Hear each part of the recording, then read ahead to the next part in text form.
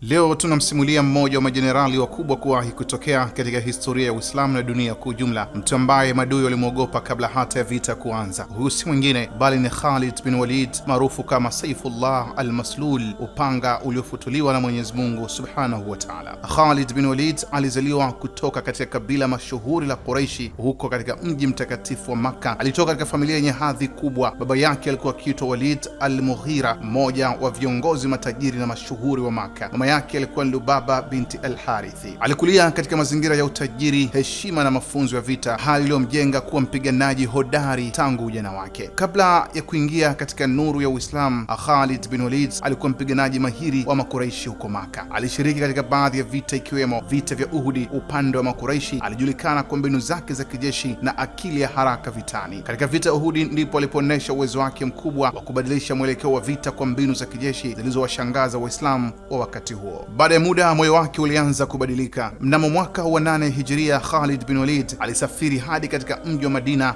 na kuslimu mbele ya Mtume Muhammad, ni rehma na amani ziwe juu yake. Baada ya kuslimu, Mtume alimkaribisha kwa furaha kubwa na kumuita upanga kati ya panga za Allah. Tangu hapo akaitwa Saifullah al-Maslul. Khalid bin Walid baada ya kuslimu alikuwa na heshima kubwa mbele ya Mtume Muhammad. Alikuwa mtii wa amri za Mtume bila kusita. Alijifunza maadili ya vita pamoja na uadilifu. Mtume alimwamini kuongoza majeshi muhimu. Alishiriki katika vita vya Mu'ta, vita vya Hunain na vita nyingi za kupanua Uislamu. Katika historia, Khalid bin Walid hakuwahi kushindwa vita ya moja kwa moja akiwa kiongozi. Alijulikana kwa kubadilisha mbinu za vita katikati ya mapigano, ujasiri usio na kifani, haraka ya kufanya maamuzi sahihi vitani. Maadui wake walimwogopa sana kiasi cha kumpa jina la mwamba wa vita usiovunjika. Katika maisha yake ya kifamilia, Khalid bin Walid inatajwa hakuwa na mke mmoja tu, ingawaje mke wake aliandikwa zaidi katika vyanzo vya historia ni Tamim binti al-Mundhir. Huyu ndiye mke wake maarufu zaidi katika vyanzo vya historia. Alikuwa katika watu wa kabila Arab mashuhuri. Walijaliwa watoto pia kupitia mke huyo. Miongoni mwa watoto wa Khalid bin Walid ni Abdurrahman bin Khalid, alikuwa mtoto wake mashuhuri zaidi, ambapo baadaye alikuja kuwa kiongozi wa kijeshi pia. Suleiman bin Khalid ametajwa katika baadhi ya vyanzo vya nasaba. Muhammad ibn Khalid alitokana na ndoa zake nyingine. Mama yake Khalid bin Walid,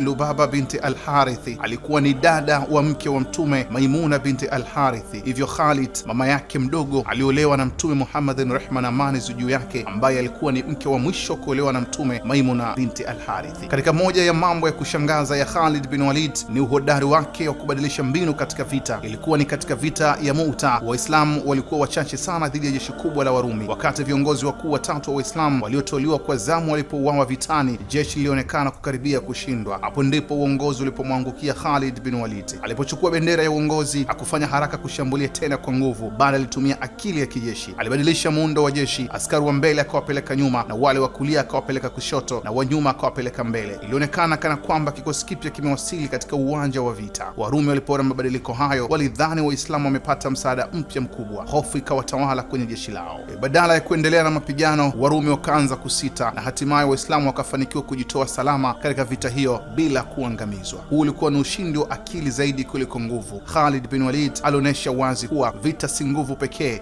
bali ni akili, hekima na uamuzi sahihi wakati sahihi. Na hapa akaacha funzo kubwa kuwa si kila ushindi hupatikana kwa panga, mwingine hupatikana kwa akili inayozidi vita. Khalid bin Walid aliondoka duniani mwaka wa 21 Hijria akiwa katika nchi ya Syria. Alifariki akiwa kitandani, na inasimuliwa kuwa katika siku zake za mwisho kufariki aliongea kwa uchungu na huzuni akisema, nimepigana vita vingi, lakini nakufa kama ngamia kitandani. Ningependa kufa shahidi. Inaelezwa Khalid bin Walid alitamani sana kufa shahidi, yani afya akiwa vitani, na hata wakati wa mwisho wa mauti yake alikufa akiwa kitandani. Alionekana kuwa na huzuni kubwa. Huyo ndio Khalid bin Walid, anabaki kuwa alama ya ushujaa, uongozi, akili ya kimkakati na mabadiliko ya moyo kutoka uadui hadi utii wa Allah.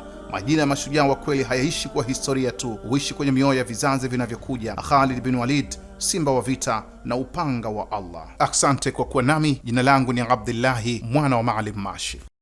Kutokana na maombi na ushauri wa wadau wa Kishki TV duniani kote ya kuomba kuichangia Kishki Online TV ili nao wapate kheri zinazotokana na kazi hii, sasa milango ipo wazi kwako Muislamu popote pale ulipo. Unaweza kuichangia Kishki TV kwa kutoa sadaka yako ili umma wa Uislamu uendelee kunufaika na maudhui ya vipindi mbalimbali vyenye ukumbusho na mafundisho lukuki kutoka hapa Kishki TV. Kumbuka kutoa sadaka hata kwa kiasi na ikhlas na kufurahika pindi itakapofika korabuka. Changia Kishki TV kupitia Airtel Money 0789445555 au Vodacom M-Pesa 0746588888. Jina Kishki Online TV.